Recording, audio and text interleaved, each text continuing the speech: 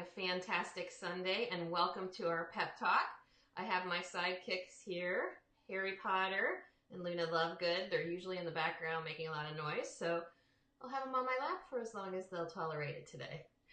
I'm Jenny Hensley. I am an effectiveness coach and co-owner of Dynamics, and we do these daily pep talks or weekly pep talks on Sundays so that you can get time back, have more effective meetings, and love your work again, and also have a real life. So we spend a lot of time with our hashtag Stop Bad Meetings and talk to you about real tips that you can use to get your time back. And Dynamics we do coaching, training, facilitation, and all of that is centered around helping you get your time back.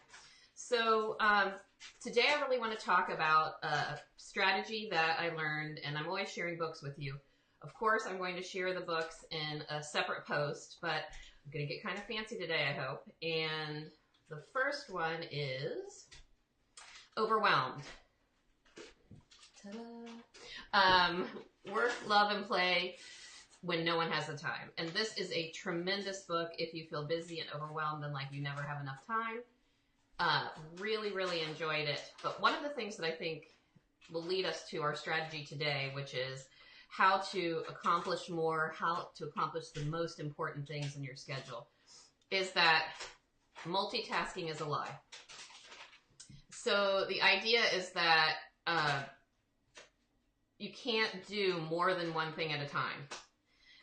And I saw the example of juggling. It looks like, and they use that example when they talk about multitasking, that people are juggling and the balls are all up in the air. The truth is every ball is caught independently and it's a separate motion. So same thing is true. When you are multitasking, studies show that you accomplish less.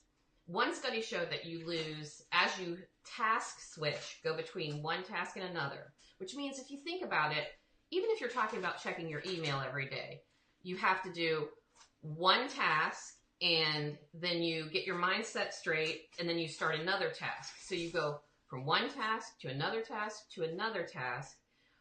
You lose 25 to 100% of your effectiveness, 25 to 100% because of that task switching. So the thing to do is to batch. So this is a book, The One Thing, and I'm finishing it right now, talks about putting the most important thing in the forefront and that you spend all of your time on the most important thing. And it goes through questions, and I'm sure I'll talk about that later too. But one of the things they talk about is batching or focusing all of your time on that most important thing. So forget multitasking, because that is not true. And batch all of your work together. So let me give you some examples. For me, I am a morning person. So I do my best work in the morning. So I make sure that I schedule batches of time or chunks of time to do certain things. Based on the things that I've learned from the most important thing, I try to find out what's the most important thing. What is the thing that's going to leverage me to get to my goal, and I spend a chunk of time on that. You have to protect that time. That means no email, means turn text messages off, put your phone out of the room if you need to, so that you can actually focus on that. Because focusing on that most important thing and not having to go, in the Overwhelmed book, she calls it confetti time. You know, a little bit of time here, a little bit of time there. Oh, I need to check a text message. Oh, I need to check an email. You need to, when you're focused on your time, you're going to accomplish more and you're going to do better work. A daily example of something that is a complete time problem is email. So if you're checking email 100 times a day, then you're doing that task switching. So you're going up and focusing on email, and then you're trying to refocus and go back to what you were doing, and then another email, ding, and you go back to that email.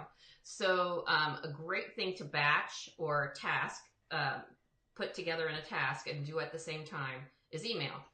I try to check email 2 to 3 times a day. So first thing in the morning, and then again, set a timer, because you don't want to send 4 hours on email. So you spend, let's say, half an hour on email in the morning, half an hour at midday, and half an hour in later in the day. You focus, you get as much email done in that time as you can, then you walk away from it, turn off all of the notifications, make sure that it's not up on your computer so you can see it. You can see when a new email comes in. That way you get the email done and you're still responding to people in a timely manner, but you're not going back and forth, trying to get things done. So please share with me. That's my suggestion for you. Number one, multitasking is a lie.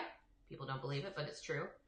And two, that if you can batch your work and do time management around the most important tasks, you can get more work done, use your time more productively, and enjoy your work again. So please share with me your examples, your questions in this post or in email or on any social media that we're on. I will share all of these tips with you.